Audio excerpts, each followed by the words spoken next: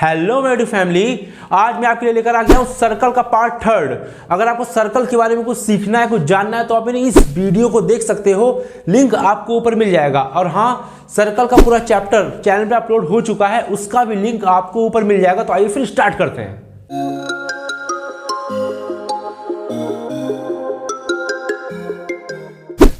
चलिए बात करते हैं एक्सरसाइज 10.2 के क्वेश्चन नंबर फर्स्ट की। और क्वेश्चन नंबर फर्स्ट आपकी स्क्रीन पे ये रहा। देखिए क्वेश्चन नंबर फर्स्ट में ये कह रहा है कि एक पॉइंट है हमारे पास क्यू हमारे पास एक पॉइंट है, और ये जो पॉइंट है इस पे एक सर्कल पर हमें एक टेंजेंट को खींचना है। तो मैंने एक सर्कल ड्रॉ कर लिया और एक पॉइंट बना लिया क्यू। इस क्यू पॉइंट से मैंने सर्कल पर एक टेंजेंट खींची।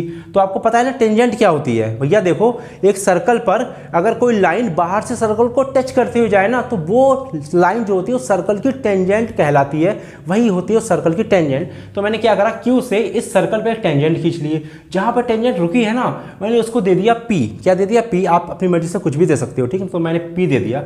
अब बात समझना, जो ये क्यूपी है वो हमारी हो गई है टेंजेंट, जिसकी लेंथ आपको 24 सेंटीमीटर क्वेश्चन में दे रखी है, ठीक है। अब इस क्यू पॉइंट से सर्कल के सेंटर पर, सर्कल का सेंटर देखिए बीच में बिल्कुल ओ है कि नहीं, तो क्यू ओ को हमने ज्वाइन कर दिया। और जो क्यू ओ की जो लेंथ दे रखी है वो दे रखी है 25 सेंटीमीटर आपके क्वेश्चन में, ठीक है ना।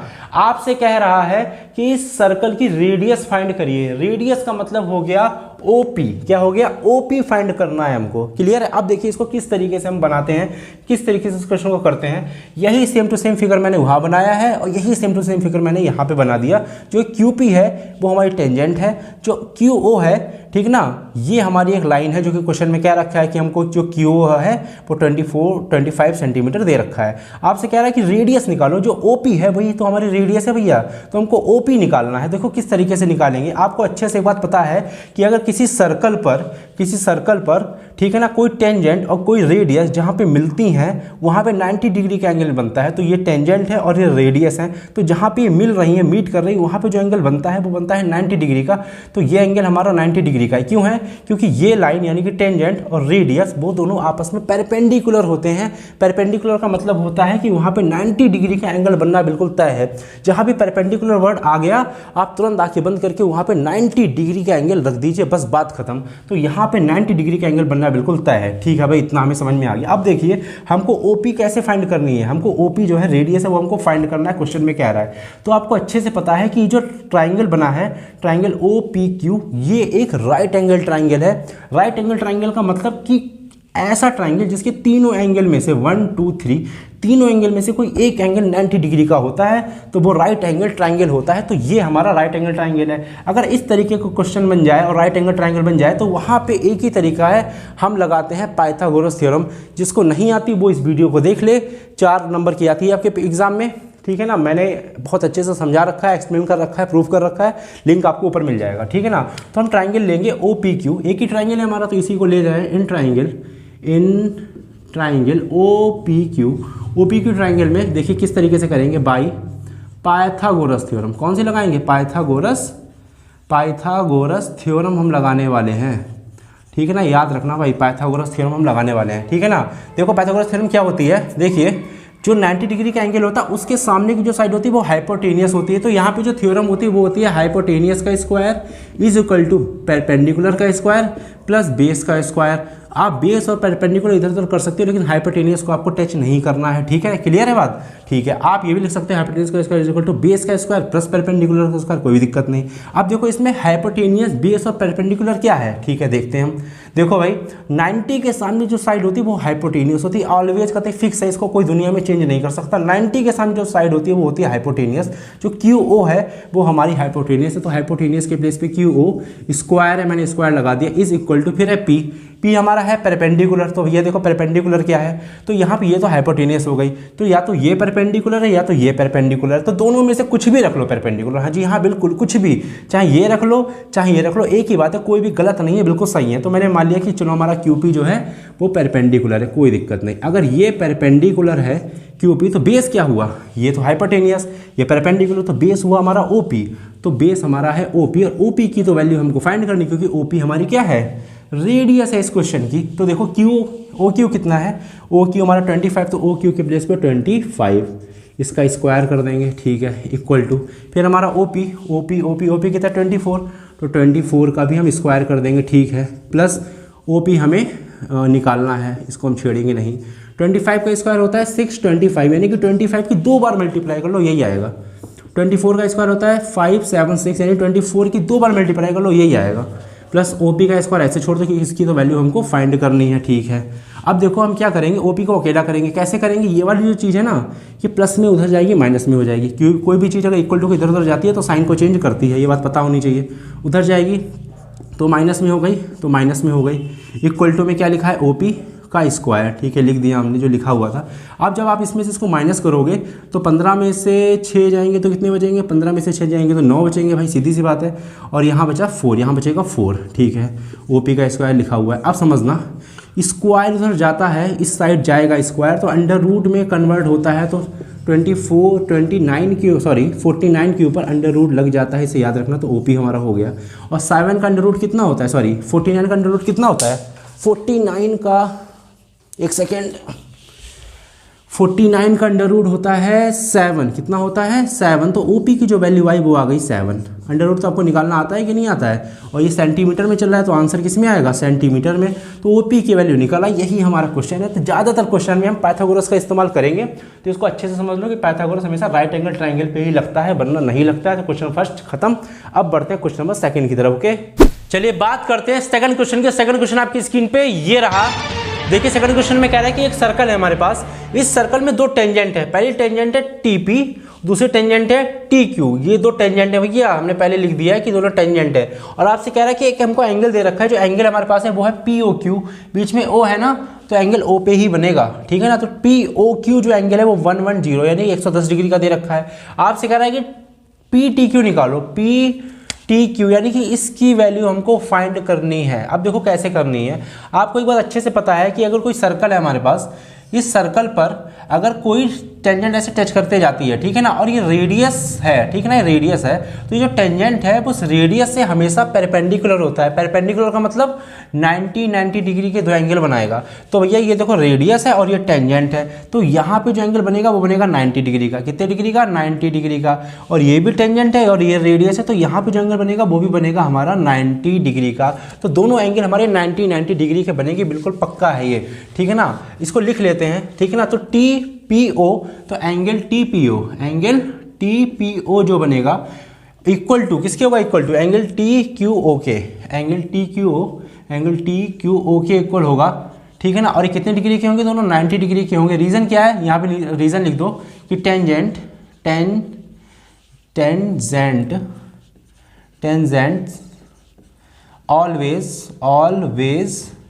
ऑलवेज परपेंडिकुलर, इसकी ये परपेंडिकुलर का सिंबल होता है भाई, परपेंडिकुलर टू रेडियस। जो टेंजेंट होती है वो रेडियस के हमेशा परपेंडिकुलर होता है, ये बात बिल्कुल तय है। अब देखना समझना, देखो ये बन गया हमारा क्वाड्रिलेटरल। ध्यान से देखो 4 साइडें हैं इसमें, 1 2 3 4, जिसकी 4 साइडें होती हैं वो होता है क्वाड्रिलेटरल, यानी कि रेक्टेंगल, स्क्वायर, इस तरीके के कोई भी क्वाड्रिलेटरल ये हो सकता है, तो रेक्टेंगल तो फिलहाल नहीं है, ठीक है ना। तो ये बन गया क्वाड्रिलेटरल। तो हमको अच्छे से पता है कि क्वाड्रिलेटरल के चारों एंगल को अगर हम ऐड कर दें तो आता है 360। जैसे ट्राइंगल के तीनों एंगल को ऐड कर दो, सम 180 आता है कि नहीं, ऐसे ही क्वाड्रिलेटरल के चारों एंगल को अगर हम सम करते हैं, यानी कि ऐड करते हैं, तो 360 यानी कि 360 डिग्री एंगल बनता है, ठीक है ना। तो बस यही हमको देखना है, बस यही प्रॉपर्टी लगेगी। यानी पहला एंगल हमारे पास कौन सा है, ये हमारे पास है PTQ एंगल है भाई, ये एंगल PTQ प्लस दूसरा क्या है, ये दूसरा हमारा 90 डिग्री, दूसरा 90 डिग्री प्लस तीसरा क्या है, तीसरा हमारे पास 110 प्लस चौथा हमारे पास 90 डिग्री।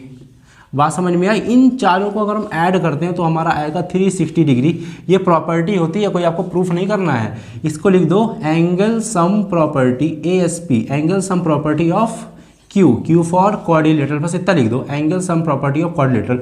रीजन लिख देना वरना नंबर कट सकते हैं, मैं पहले बता दूं। तो चारों एंगल का सम 360 होता है। अब हमको TPQ निकालना, तो TPQ को हम करेंगे अकेला, सर TPQ नहीं PTQ निकालो, तो PTQ को अकेला कर देंगे, बाकी जल्दी से तीनों ऐड कर दो। तो 90 कितना हो जाएगा, 180, यानी कि चलो ऐसे करो 9 10 9 9 18 19 और कैरी 0 तो मैं लगाना ही भूल गया, तो यहाँ हो जाएगा 9 9 9 8 और 19 कैरी 1 और ये जाएगा 1 1 2, यानी कि 290 = 360। सही है, ओके। अब हम इसको अकेला करेंगे PTQ को, तो 360 ऐसे रहने दो। ये वाली जो प्लस वाली चीज़ उठ के इधर आ जाएगी, यानी कि माइनस में हो जाएगी, क्योंकि प्लस वाली चीज़ है इधर जाएगी तो भैया माइनस में होनी तो तय है कतई। तो अब जल्दी से इसको माइनस कर देते हैं, तो 0 रहा, और 16 में से 9 जाएगा तो कितना बचेगा, 7 बचेगा, तो 70 डिग्री। तो एंगल पी टी क्यू जो आएगा वो कितना आएगा हमारा, 70 डिग्री आएगा। तो यही हमारा इस क्वेश्चन का आंसर, क्वेश्चन खत्म। तो ये जो एंगल है वो 70 डिग्री का फिक्स है, ठीक है ना। चारों को ऐड करके देखो 360 ही आएगा। तो हमारा सेकंड क्वेश्चन खत्म। अब बढ़ते हैं क्वेश्चन नंबर 3 की तरफ। ओके, चलिए बात करते हैं थर्ड क्वेश्चन के। थर्ड क्वेश्चन आपकी स्क्रीन पे ये रहा। देखिए थर्ड क्वेश्चन में ये कह रहा है कि एक पॉइंट है हमारे पास P, इस P पॉइंट से एक सर्कल पर 2 टेंजेंट हम बना रहे हैं।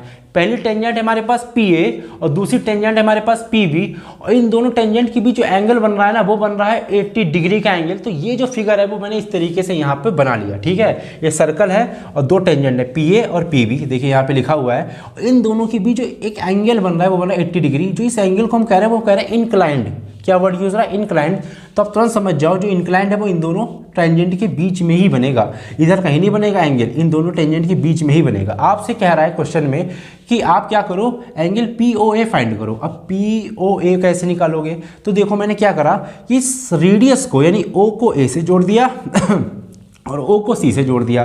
तो जो OA और OB है वो इस सर्कल की रेडियस है, सही है। आपसे कह रहा है POA निकालो, तो POA निकालने के लिए हमें इसको क्या करना पड़ेगा, इस तरीके से ज्वाइन करना पड़ेगा, तभी तो निकलेगा POA, यानी कि ये एंगल निकलवा रहा है POA। अब देखो इसको हम कैसे निकालेंगे, सुनना बात ध्यान से भाई। हमको अच्छे से पता है कि ये एक क्वाड्रिलेटरल के फॉर्म में बन चुका है, मतलब 1 2 3 4 साइडें हैं कि नहीं। अगर जिसकी 4 साइडें होती है वो होता है क्वाड्रिलेटरल, ठीक है भाई, ये हमारा क्वाड्रिलेटरल है। हमको एक बात और अच्छे से पता है कि रेडियस और टेंजेंट आपस में परपेंडिकुलर होते हैं। परपेंडिकुलर का मतलब 90 डिग्री का एंगल बनना। तो यहाँ पर जो एंगल बन रहा है वो बन रहा है 90 डिग्री का, और यहाँ पे जो एंगल बन रहा है वो भी बन रहा है 90 डिग्री का, क्योंकि ये रेडियस है, ये टेंजेंट है, और ये रेडियस और टेंजेंट, और रेडियस और टेंजेंट आपस में परपेंडिकुलर होते हैं। इसे याद रखना, हमेशा परपेंडिकुलर होते हैं, इसलिए यहाँ पे जो और यहाँ पे जो एंगल बनेगा वो 90 डिग्री के बनेंगे, ठीक है। अब मेरी बात सुनना भाई, अब हम क्या करें कि अगर हम क्या करें, इस पूरे एंगल को निकाल लें। अगर हम इस पूरे एंगल को, मतलब इस पूरे एंगल को निकाल लें तो हमारा कुछ काम बन सकता है। बताता हूँ कैसे। पहले सबसे पहले इस पूरे एंगल को निकाल लो। अब ये पूरा एंगल कैसे निकलेगा, अगर हम क्या करें, इससे इससे इससे और इससे ऐड कर दें तब हमें पूरा एंगल मिल जाएगा। तो यानी कि ये एंगल 90 डिग्री का है, ये एंगल 90 डिग्री का जो कि होता है, और ये 80 डिग्री का दे रखा है। तो हम इस पूरे एंगल को निकाले ले रहे हैं। किससे निकालेंगे, angle sum property of quadrilateral, यानी कि क्वाड्रिलेटरल के चारों एंगल का सम 360 डिग्री होता है। तो वो हमको प्रॉपर्टी इसमें लगानी है, ठीक है, हम लगाते हैं। तो सबसे पहले यहाँ पे ये लिख लो कि जो एंगल है हमारे पास, कौन सा angle, PAO, angle PAO equal किसके इक्वल हो जाएगा, एंगल PBO के, एंगल PBO के। क्यों इक्वल हो जाएगा भाई, दोनों 90 डिग्री के होंगे। रीज़न क्या है, क्योंकि लिख दो यहाँ पे टेंजेंट्स ऑलवेज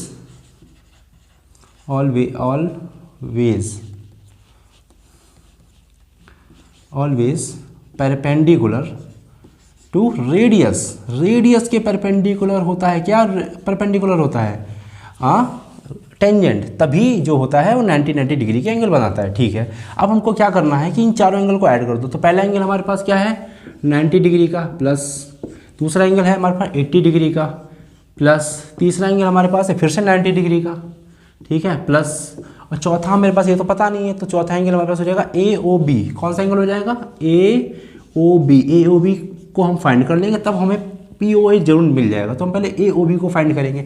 बीच में O है क्योंकि O पे बन रहा है एंगल, इन सब का सम होता है 360। रीजन क्या लिखेंगे, ASP, यानी angle sum property of triangle. Okay, sorry triangle नहीं है ये, Q फॉर क्वाड्रिलेटरल, ठीक है। अब इन तीनों को ऐड करो, 3 नंबर है हमारे पास। तो 9 कितना होगा, 9 होगा 18 में अगर हम 8 को ऐड करेंगे तो बनेगा 26, और 20 then 260, plus angle AOB is equal to 360, ठीक है ना। मैं फिर से एक बार चेक कर लूँ, हाँ सही है। अब देखो एंगल AOB को अकेला कर दो, और ये वाली जो चीज़ है वो इस इक्वल टू के इधर ले आओ, यानी कि प्लस में होती है, इक्वल टू इधर जाएगी तो माइनस में हो जाएगी, सीधी सी बात है। तो ठीक है, हमने माइनस में कर दी। तो एंगल AOB जो हमारे पास निकला वो निकला हमारे पास 100, यानी कि 100 डिग्री का, यानी पूरा एंगल, यानी कि पूरा एंगल जो है वो 100 डिग्री का निकला। अगर ये पूरा 100 डिग्री का है तो ये कितने का होगा, ये होगा 50 डिग्री का। अब आप सोचेंगे सर ये कैसे, ये तो आप तुक्का मार रहे हो। तो बिल्कुल भी तुक्का नहीं मार रहा हूँ मैं, ये 50 डिग्री का ही होगा। आप चाहो तो इस वाले ट्राइंगल में और इस वाले ट्राइंगल में कॉन्जरेंसी लगा सकते हो। कॉन्जरेंसी अगर आपने नहीं पढ़ी, फिलहाल पढ़ी होगी 9th क्लास में चैप्टर 7, अगर नहीं पढ़ा तो आप मेरी इस वीडियो को देख लो, मैंने इसमें कॉन्जरेंसी को पूरा एक्सप्लेन कर रखा है। कॉन्जरेंसी हमेशा दो ट्राइंगल के बीच में लगती है, लिंक आपको ऊपर मिल जाएगा। तो पहला ट्राइंगल हमारे पास है POA, ये वाला ट्राइंगल। दूसरा ट्राइंगल हमारे पास है POB, ये ट्राइंगल। आप इन दोनों ट्राइंगल को कॉन्जरेंस प्रूफ कर दो, और कॉन्जरेंस प्रूफ करने के बाद CPCT से ये वाला एंगल इसके इक्वल हो जाएगा, तो काम हो जाएगा। देखो मेरी बात सुनो, यहाँ पे हम देखो क्या करेंगे, हम यहाँ पे कुछ करेंगे नहीं ज़्यादा, ठीक है ना। आपको कोई वीडियो देखनी भी नहीं पड़ेगी, बस जितना कह रहा हो उतना ध्यान से सुन लो, बिल्कुल बैलेड होगा।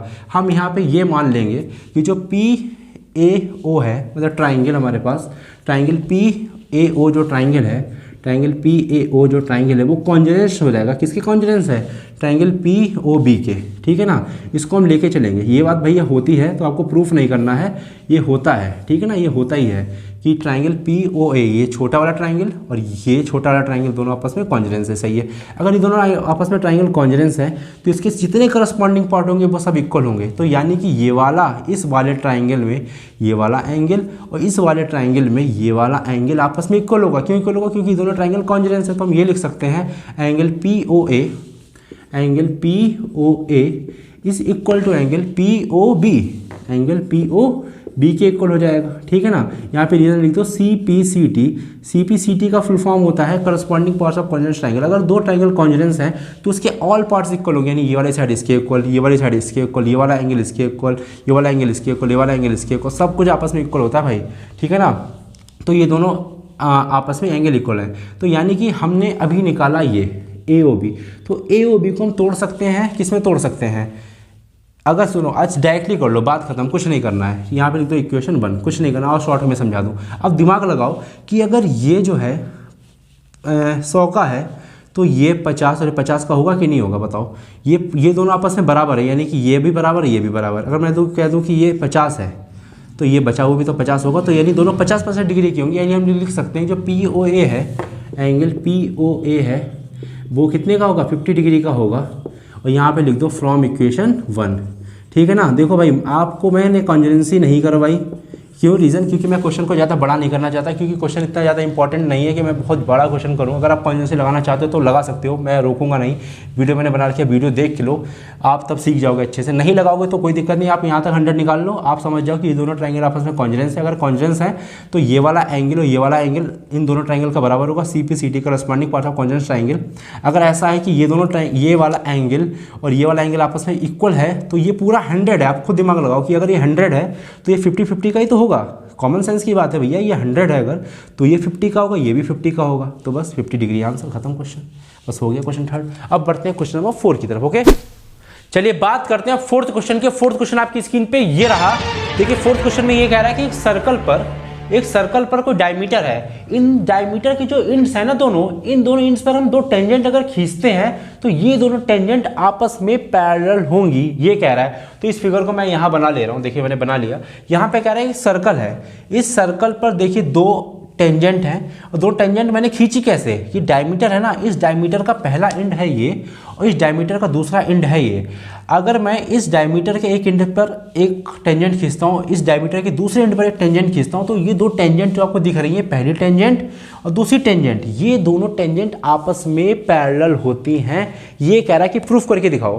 तो बहुत आसान है, ज़्यादा टिपिकल नहीं है। तो आपको तो डायमीटर पता ही है, टेंजेंट भी पता है आपको क्या होता है, मैं सब करा चुका हूँ, कोई प्रॉब्लम नहीं। अब देखो करना कैसे, आपको एक बात अच्छे से पता है, बहुत ही क्लियर पता है कि अगर हम कोई सर्कल इस तरीके से बनाते हैं और सर्कल का कोई ये रेडियस है, क्या है हमारा रेडियस, और ये हमारी कोई टेंजेंट है, तो हमें अच्छे से पता है कि सर्कल की जो रेडियस और टेंजेंट होती हैं, सॉरी इधर बना लो यार, बहुत गंदा फिगर है। ये कोई सर्कल का रेडियस है और यहाँ पे कोई ये टेंजेंट जा रही है, तो रेडियस और टेंजेंट आपस में क्या होती है, पेरपेंडिकुलर होती हैं।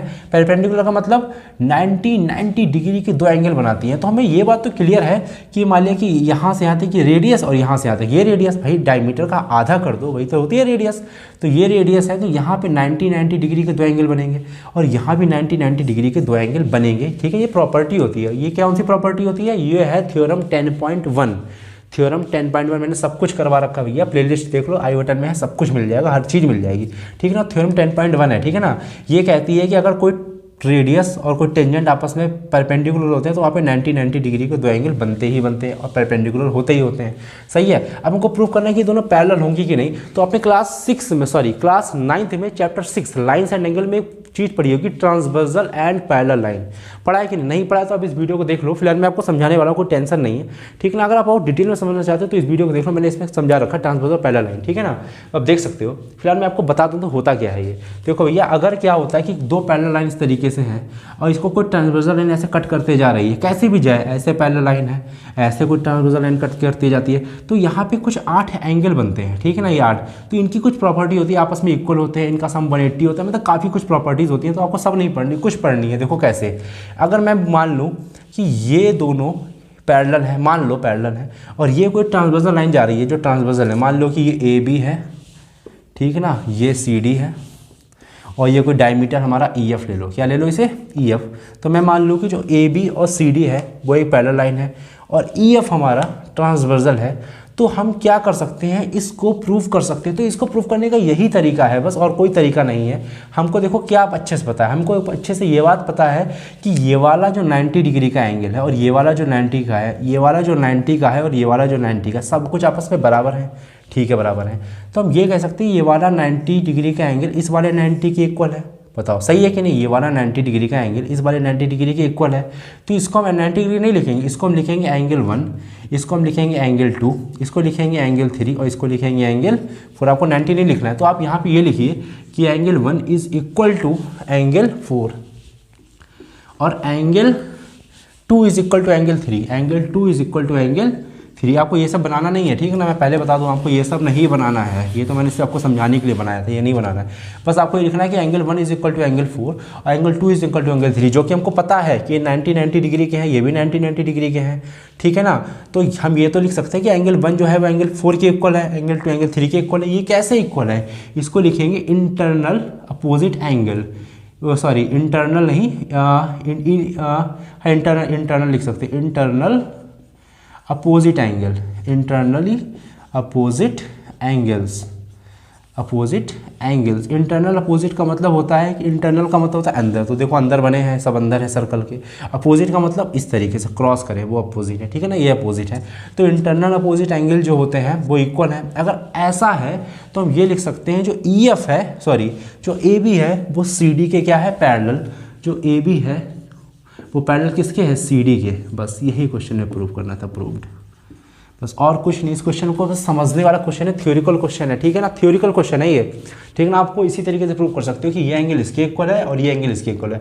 अगर आपने क्लास 9th में चैप्टर 6 पढ़ा है अच्छे से, तो आपको ये बात अच्छे समझ में आई होगी, बहुत बढ़िया करके, ठीक है ना। तब भी समझ में, मैं समझा रहा हूँ अच्छे से। यहाँ पे 90, यहाँ 90 इक्वल, यहाँ 90, यहाँ 90 इक्वल। रीज़न क्या लिखेंगे, इंटरनल अपोजिट एंगल, ठीक है ना, इंटरनल अपोजिट एंगल लिख देंगे। एक्सटर्नल भी लिख सकते, इंटरनल, एक्सटर्नली इंटरनल, ठीक है ना। रीज़न क्या है, क्योंकि ये आपस में पैरेलल है और ये एक ट्रांसवर्सल है, जो डायमीटर दिख रहा है ना, ये वो ट्रांसवर्सल है, तभी ये दोनों आपस में पैरेलल होंगी, वरना पैरेलल नहीं होंगी। तो यही है इसका आंसर, बस इतना ही लेती है ना पेपर में, इतना आपको मिल जाएगा। 1 नंबर का 2 नंबर क्वेश्चन है, ज़्यादा आता नहीं है, आएगा भी नहीं, ज़्यादा इंपॉर्टेंट भी नहीं है, ठीक ना। अब बढ़ते क्वेश्चन पर 5th की तरफ, ओके। चलिए बात करते हैं 5th क्वेश्चन की। 5th क्वेश्चन आपकी स्क्रीन पे ये रहा, देखिए क्वेश्चन जो है ना वो करो या मत करो आपकी मर्जी, पेपर में नहीं आता, बिल्कुल इंपॉर्टेंट नहीं है और इतना अच्छा क्वेश्चन भी नहीं है, मैं आपको पहले बता दूं। आपकी मर्जी हो तो करो, नहीं मर्जी हो तो बिल्कुल भी छोड़ दो, ठीक है ना। और इस क्वेश्चन को कोई प्रॉपर प्रूफ नहीं है, इसको एज्यूम करके मैं चलूंगा और एज्यूम करके मुझे प्रूफ करना है, ठीक है ना। आप खुद ही देख लो, अच्छा देख लो, समझो मत, देख लो, नोटिस मत करो, कुछ मत करो, बस देख लो, ठीक है ना। कोई पेपर में नहीं आएगा तो इतना इंपॉर्टेंट नहीं है। देखो क्वेश्चन में कह रहा है एक सर्कल है हमारे पास, इस सर्कल से हमने एक टेंजेंट को पास करवाया, ठीक है ना। ये जो टेंजेंट होती है वो इस रेडियस की परपेंडिकुलर होती है। हमें पता है कि जो टेंजेंट है और ये रेडियस है वो आपस में परपेंडिकुलर होता है। परपेंडिकुलर का मतलब कि यहाँ पर 90 डिग्री के दो एंगल बनना बिल्कुल तय है, होते ही बनते ही हैं, और इसको कहते हैं पॉइंट ऑफ कॉन्टेक्ट। इसको क्या कहते हैं, पॉइंट ऑफ कॉन्टेक्ट। तो आपसे कह रहा है कि जो परपेंडिकुलर लाइन है ना, ये सेंटर से ही पास होके जाती है, ये प्रूफ करो। अब तक हम ये प्रूफ करते आए हैं कि जो सेंटर से लाइन पास होके जाती है इस टेंजेंट पे, वो 90 डिग्री के एंगल बनाती है कि नहीं बनाती है, ये हम प्रूफ करते आए हैं। लेकिन इसमें उल्टा कह दिया कि ये जो 90 डिग्री के दो एंगल बने, यानी कि परपेंडिकुलर है इस टेंजेंट के, ये रेडियस वो सेंटर से ही पास होके जा रही है, यानी कि सेंटर से ही गुजर रही है, सेंटर से ही निकल रही है, ये हमको प्रूव करना है। क्वेश्चन आपको समझ में आ गया ना? क्वेश्चन क्या है? क्वेश्चन में ये है कि एक सर्कल है, सर्कल पे टेंजेंट है, टेंजेंट जो होती है वो इस रेडियस की परपेंडिकुलर होती है, यानी कि 90 डिग्री का दो एंगल बनाती है। क्लियर है बात? ये होता है हमारा पॉइंट ऑफ कॉन्टैक्ट, जहाँ पे रेडियस और टेंजेंट मिलते हैं वो होता है पॉइंट ऑफ कॉन्टैक्ट। ठीक है ना? अब कह रहा है कि ये जो लाइन जा रही है रेडियस, वो सेंटर से ही पास होके जाती है, ये प्रूफ करो। मतलब प्रूफ भी देखो क्या करवा रहा है। चलो करते हैं। इसके लिए हमको एज्यूम करना पड़ेगा। देखो क्या, इसके लिए हमको क्या करना पड़ेगा, एक और नया सेंटर लेना पड़ेगा। तो हमने क्या कहते हैं, यहाँ पे एक सेंटर ले लिया एम, क्या ले लिया, एम ले लिया, कोई पॉइंट, सेंटर छोड़ो, कोई पॉइंट ले लिया एम। इस पॉइंट से हमने क्या करा कि यहाँ पर एक इसको जोड़ दिया, ठीक है ना, इसको इससे क्या कर दिया, जोड़ दिया। तो हमने ये मान लिया, हमने क्या करा, लेट अस ड्रॉ, हमने कुछ अपनी तरफ से काम करा है तो इसको लिखना पड़ेगा, लेट अस ड्रॉ। हमने क्या ड्रॉ करा है, हमने क्या ड्रॉ करा है, हमने ड्रॉ करा है कि जो ये है एमपी है, जो एमपी है वो परपेंडिकुलर है, किसके परपेंडिकुलर है, वो परपेंडिकुलर है किसके, ए बी के। ए बी हमारा टेंजेंट है ना, तो हमने मान लिया जो एमपी है वो परपेंडिकुलर है ए बी के। ठीक है ना, ये हमने ड्रॉ कर लिया। क्वेश्चन इंपॉर्टेंट नहीं है, चाहो तो छोड़ दो, यहीं पे स्किप कर दो, कोई दिक्कत नहीं।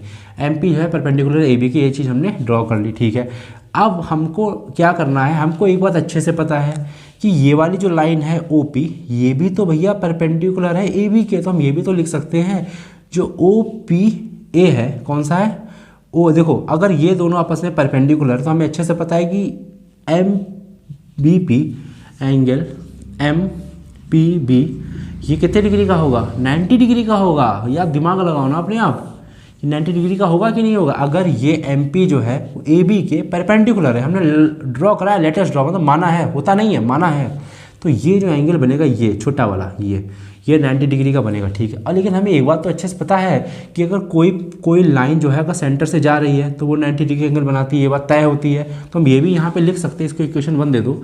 हम यहाँ पे ये भी तो लिख सकते हैं कि जो एंगल है हमारे पास, एंगल OPA वो इक्वल होगा एंगल OPB के, क्योंकि ये जो पॉइंट होता है वो होता है पॉइंट ऑफ कांटेक्ट। क्या होता है ये, पॉइंट ऑफ कांटेक्ट होता है, यानी कि जहाँ पे रेडियस और टेंजेंट मिलते हैं। और ये तो हमें अच्छे से पता है कि ये रेडियस है और ये टेंजेंट है, तो ये पॉइंट ऑफ कांटेक्ट तो होगा ही, हम पहले से पढ़ चुके हैं, तो कोई दिक्कत नहीं। तो इसको इक्वेशन नंबर मान लो 2।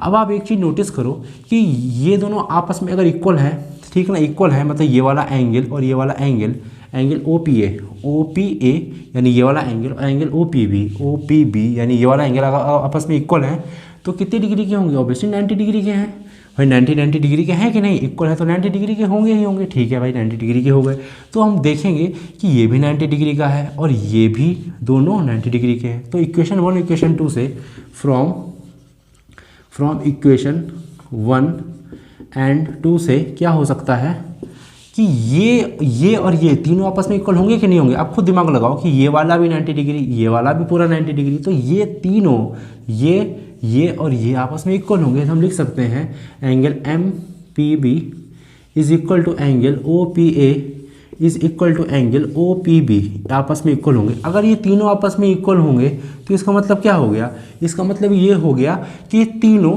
एक ही पॉइंट से पास होके जा रहे हैं। भाई कॉमन सेंस की बात है कि ये तीनों एक ही पॉइंट से पास होके जा रहे हैं, मतलब कि यहाँ पे कोई पॉइंट ही नहीं है। पॉइंट हमारा ये वाली जो लाइन है, ये वाली लाइन इस तरीके से मिलती यहाँ से ऐसे पास हो रही, ये कोई लाइन ही नहीं है, समझे कि नहीं। यही लाइन हमको बस प्रूव करनी थी, यही लाइन लिखनी। तो हम ये लिख सकते हैं जो हमारा OP है लाइन, इसको लिख दो लाइन OP, जो लाइन OP है वो पास हो रही है, यानी पासेस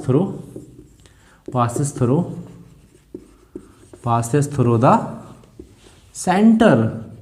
कहाँ से पास होके जा रही है, सेंटर से पास होके जा रही है। तो बस यही इस क्वेश्चन का आंसर है। देखो भैया क्वेश्चन थ्योरिकल है, इसका कोई ऐसा प्रॉपर प्रूफ नहीं होता है, तो ठीक है ना, इसको हम बहुत डिटेल में नहीं समझा सकते, ना ही बता सकते हैं।